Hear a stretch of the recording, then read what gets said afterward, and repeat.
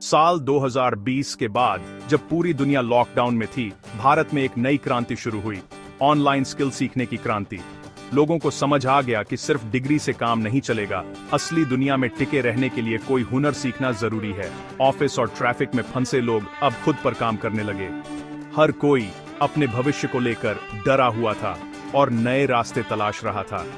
इसी माहौल में डिजिटल स्किल लर्निंग ऐप्स की बाढ़ आ गई। लोग मोबाइल पर digital marketing, coding, video editing, public speaking जैसी स्किल्स सीखने लगे। ये बदलाव शहरों से निकलकर गांवों तक पहुंच गया। YouTube पर ट्यूटोरियल्स की भरमार थी, लेकिन जानकारी बिखरी हुई थी। सही वीडियो ढूंढना मुश्किल था और सीखने का कोई स्ट्रक्चर्ड तरीका नहीं था। भारतीय युवाओं को एक ऐसे प्लेटफॉर्म की जरूरत थी जो उन्हें उनकी भाषा में स्टेप बाय स्टेप सही तरीके से सिखाए। इसी जरूरत को पूरा करने के लिए कई नए ऐप्स आए, जिनमें से एक था सीखो ऐप, जिसने वादा किया कि वह युवाओं को उनकी भाषा में आसान और व्यवस्थित कोर्स के जरिए हुनर सिखाएगा। शुरुआत में सीखो ऐप उम्मीद की एक नई किरण बनकर उभरा, खासकर उन युवाओं के लिए जो अपने भविष्य को बेहतर बनाना चाहते थे।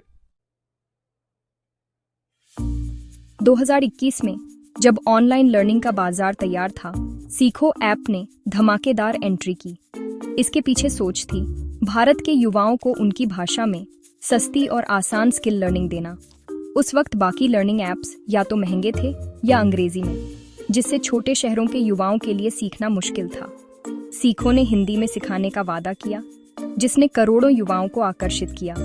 शुरुआत में सीखो ने digital marketing, social media management, graphic designing और वीडियो एडिटिंग जैसी प्रैक्टिकल स्किल्स पर फोकस किया। इन स्किल्स को छोटे छोटे आसान वीडियो लेसन में बांटा गया, ताकि कोई भी अपनी रफ्तार से सीख सके, बस में, घर पर, कभी भी। इस वजह से सीखो ऐप तेजी से लोकप्रिय हुआ।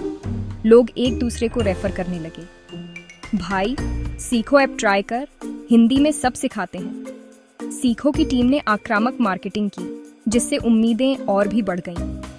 ऐसा लगने लगा था कि सीखो ऐप भारतीय युवाओं के लिए स्किल सीखने का तरीका हमेशा के लिए बदल देगा। YouTube जानकारी का महासागर है, लेकिन उसमें तैरना हर किसी को नहीं आता। सीखो ने खुद को YouTube के बेहतर विकल्प के रूप में पेश किया। सिर्फ वीडियो नहीं, बल्कि पूरा लर्निंग एक्सपीरियंस। सीखो ने स्ट्रक्चर्ड करिकुलम बनाया। अगर आप डिजिटल मार्केटिंग सीखना चाहते हैं, तो एक तय रास्ते पर लेसन दर लेसन आगे बढ़ते हैं। इससे यूजर्स को यह सोचने की जरूरत नहीं थी कि अब आगे क्या। ऐप खुद गाइड करता था, जैसे क्लासरूम में टीचर। दूसरी खासियत थी प्रैक्टिकल नॉलेज। हर लेसन के बाद असाइनमेंट और क्विज़र, जिससे यूजर्स अपनी समझ परख सकते थे। यह सिर्फ वीडियो देखने जैसा नहीं था, बल्कि करके सीखने जैसा था।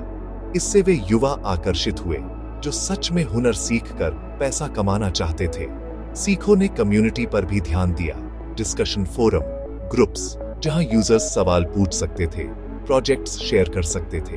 यह सामुदायिक भावना और व्यवस्थित पाठ्यक्रम सीखो को YouTube से अलग और आगे ले गए। भारत में ज्यादातर प्रोफेशनल स्किल्स का कंटेंट अंग्रेजी में था, जो करोड़ों हिंदी भाषी युवाओं के लिए दीवार बन गया था। सीखो ने इस दीवार को तोड़ा, प्लेटफॉर्म का मुख्य माध्यम हिंदी बनाया। अब यूपी, बिहार, MP, राजस्थान के युवाओं के लिए ज्ञान का नया दरवाजा खुल गया। डिजिटल मार्केटिंग जैसे मुश्किल कॉन्सेप्ट्स को ऑनलाइन दुकान कैसे चलाए, जैसे आसान शब्दों में समझाया गया। सीखो ने सिर्फ भाषा नहीं, बल्कि सिखाने के तरीके को भी भारतीय संदर्भ में ढाला। स्थानीय उदाहरण, केस स्टडीज, जिससे यूजर्स आसानी से रिलेट कर सकें। जब वे फेसबुक एड सिखाते थे, तो स्थानीय दुकानों के उदाहरण देते थे, जिससे सीखना प्रैक्टिकल और भरोसेमंद लगता था। सीखो सिर्फ एक ऐप नहीं, बल्कि युवाओं के आत्मसम्मान और पहचान का प्रतीक बन गया। सही अवसर और सही भाषा में ज्ञान मिले तो भारत का युवा कुछ भी कर सकता है। सीखो ने यह साबित किया। सीखो की टीम ने आक्रामक मार्केटिंग की। सोशल मीडिया, YouTube, हर जगह विज्ञापन। कुछ भी सीखें, कहीं भी सीखें, सीखो से लाखों कमाओ, ऐसे नारे हर तरफ गूंजने लगे। इन विज्ञापनों में युवाओं की सक्सेस स्टोरीज दिखाई जाती थी। जिससे लोगों को लगा कि सीखो एक जादुई ऐप है। मार्केटिंग ने फोमो यानी फियर ऑफ मिसिंग आउट का माहौल बना दिया। हर कोई सीखो ज्वाइन करना चाहता था। इन्फ्लुएंसर मार्केटिंग का भी जमकर इस्तेमाल हुआ। बड़े यूट्यूबर्स ने सीखो की तारीफ की, लाखों फॉलोअर्स ने ऐप डाउनलोड किया। लेकिन बड़े वादों के साथ एक खतरा भी था।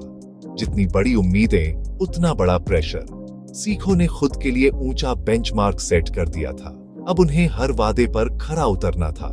शुरुआत में सब ठीक था, लेकिन जैसे जैसे यूजर्स ने गहराई से ऐप इस्तेमाल किया, मार्केटिंग की चमक के नीचे की हकीकत सामने आने लगी। सीखो की मार्केटिंग ने सपनों का महल बनाया, लेकिन हकीकत में दीवारें कमजोर थीं। सबसे बड़ी समस्या थी कंटेंट क्वालिटी में इनकंसिस्टेंसी। कुछ कोर्स अच्छे थे, बाकी बस काम चलाओ।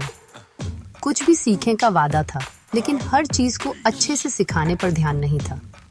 यूजर्स को कोर्स दर कोर्स क्वालिटी में फर्क दिखा, जिससे भरोसा डगमगाने लगा। ऐप का यूजर एक्सपीरियंस भी कमजोर था। कभी ऐप हैंग, कभी वीडियो नहीं चलते, कभी क्विज में गलतियां। ये तकनीकी खामियां सीखने के अनुभव को खराब कर रही थी। लोगों को लगा कि उन्हें सिर्फ मार्केटिंग से आकर्षित किया गया, प्रोडक्ट उतना शानदार नहीं था। वादों और हकीकत के बीच की खाई गहराती गई। सीखो की उड़ान अब बोझ तले दबने लगी थी। जब यूजर्स को दिक्कतें आने लगीं, उन्होंने ऐप रिव्यू, सोशल मीडिया और कस्टमर सपोर्ट पर शिकायतें भेजी। कंटेंट कमजोर, ऐप स्लो, वादे अधूरे। किसी भी कंपनी के लिए यह फीडबैक सोने की खान है, लेकिन सीखो ने इसे गंभीरता से नहीं लिया।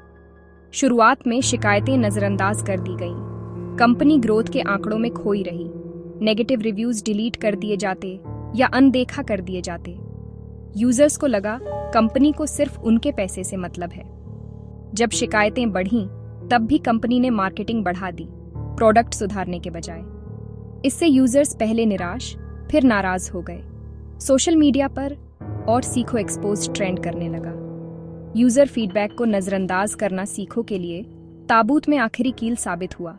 विश्वास टूट गया। एक बार जब विश्वास टूटता है तो उसे जोड़ना मुश्किल होता है। सीखो के साथ भी यही हुआ। यूजर्स ने ऐप छोड़ना शुरू कर दिया। जो कम्युनिटी कभी ताकत थी, वही अब सबसे बड़ी कमजोरी बन गई। नेगेटिव वर्ड ऑफ माउथ ने कंपनी की मार्केटिंग को पछाड़ दिया। प्रतियोगी प्लेटफॉर्म्स ने सीखो की गलतियों से सीखा, कंटेंट सुधारा, यूजर एक्सपीरियंस बेहतर किया और यूजर्स की बात सुनी। जो यूजर्स सीखो से निराश हुए, उन्हें दूसरे प्लेटफॉर्म्स में बेहतर विकल्प मिल गया। जब तक सीखो को अपनी गलतियों का एहसास हुआ, तब तक देर हो चुकी थी। विश्वास का धागा टूट चुका था। एक बार ब्रांड की विश्वसनीयता जाती है तो उसे वापस पाना मुश्किल होता है। सीखो की कहानी बताती है, अगर आप अपने ग्राहकों का सम्मान नहीं करते तो बाजार में टिकना नामुमकिन है। सीखो ऐप का उत्थान और पतन भारतीय स्टार्टअप्स के लिए एक केस स्टडी है। सबसे बड़ा सबक, विश्वास सबसे जरूरी है। विश्वास बनाने में सालों लगते हैं, टूटने में एक पल।